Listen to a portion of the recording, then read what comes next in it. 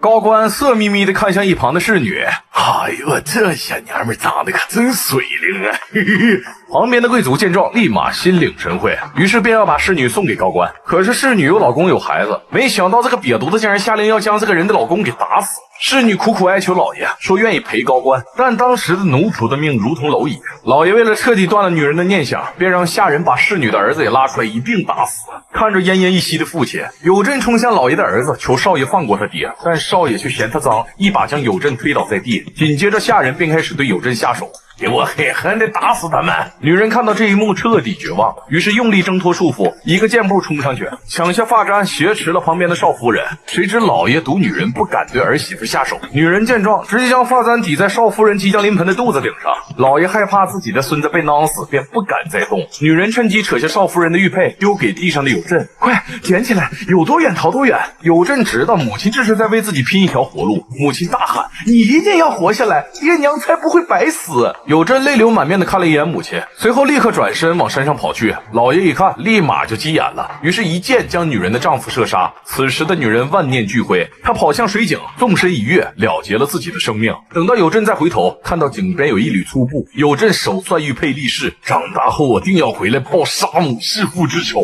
而老爷怎么也不会想到，这个小小的奴隶将来会成为韩国响当当的大人物。随后有朕不停地奔逃，因为老爷雇佣了赏金猎人一直在后面撒摸他。为了躲避追杀，有朕饿了就啃农田里的红薯，困了就藏在石头缝里睡觉，直到他逃到一户陶匠家中。陶匠在木箱中发现了他，有朕拿出玉佩递给陶匠，哀求他收留自己，但当时收留逃跑的奴隶属于死罪。当得知玉佩是他母亲拿命换来的，陶匠动了恻隐之心，将玉佩塞回了有朕的衣襟，然后委托一名传教士将有朕带去美国。要活命你就得跟他去米国。于是有朕藏着装有瓷器的木箱，漂洋过海的去了米国。然而到了米国，传教士给有朕找了个背行李的活，便撒手不管了。有朕非常的卖力，替旅客背一次能挣$1，但这却惹怒了当地的背包客小孩。被逮到之后，有朕经常被干得遍体鳞伤，但他从没有想过放弃。就这么式儿，有朕在这种环境里从9岁一直挨打到15岁。这天有朕突然看到一群美国士兵，看到士兵们无论何种肤色都相处得很融洽，于是有朕便有了参军的念头。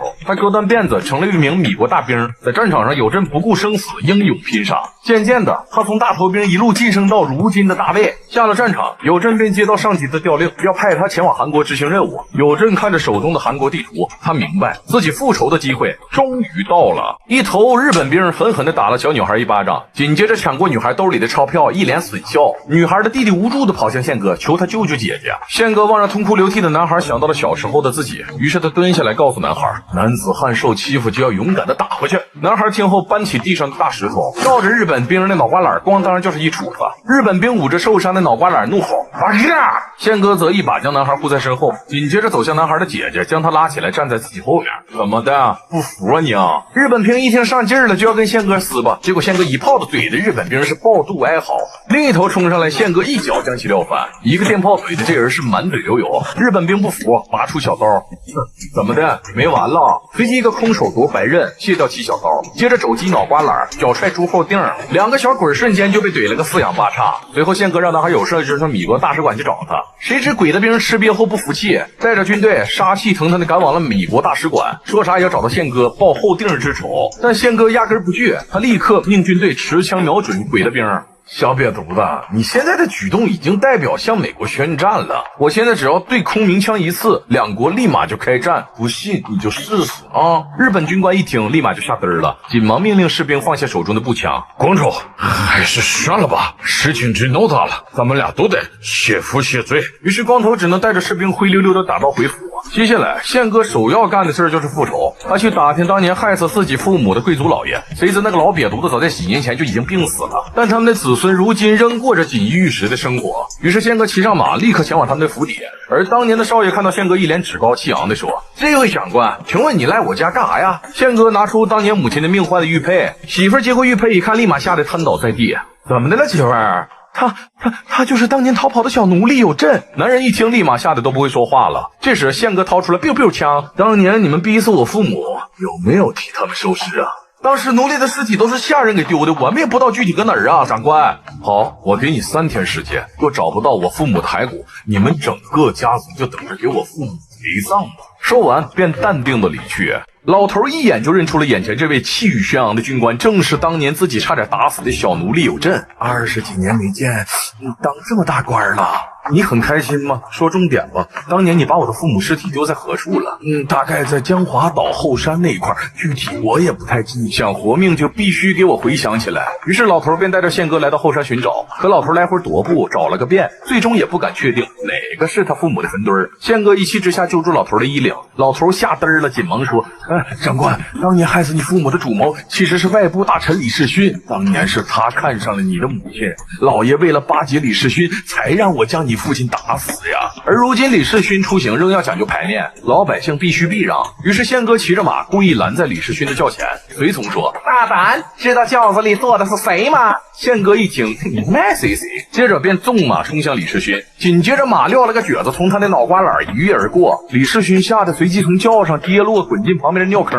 马上给我打探这个家伙到底是谁，我要把他碎尸万段。此时他还不知道，宪哥可是连韩国皇帝都要礼让3分的大人物，面见皇帝根本无需跪拜，搁皇宫里那是挺直了腰杆跟皇帝对话。当李世勋得知宪哥是美国的驻韩军官，于是立马去找日本的官员寻求日方势力的庇护。他以为这样宪哥就不敢再动他了，却不知宪哥才不管你什么日本小日子小鬼了，就算你日本人来了，我也照砍不误。随从一看，我操，这位爷又来了，咱们赶紧撩啊咱呐！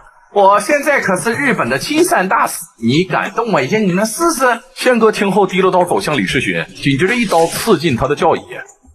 知道我为什么要杀你吗？就是你导致我娘亲投井自尽，我爹得被乱棍打死。此时李世勋才意识到宪哥就是当年自己贪图美色侍女之子，于是吓得紧忙搓手向宪哥求饶。虽然宪哥没有当众宰了他，但宪哥却做了个诛他九族的狠角儿。他将李世勋故意放回家，然后将谋反的密件偷偷藏进李世勋的花瓶里。很快丞相得到线报，并带兵来到李世勋的府邸。经过卫兵仔细搜查，他们在花瓶里找到了谋反的证据。等到皇帝晃晃悠悠的走过来，丞相递上谋反的信件。冤枉，我是被诬陷的，陛下。但皇帝讲话了，是宁可错杀1万，也绝不放过一个。说罢，立刻下令将其处死。随着丞相一刀嘎向李世勋，他的整个家族上上下下9族全跟着他，全部被斩杀。这样的复仇，一个字儿：解。你杀我父母，我诛你9族，聪明吧？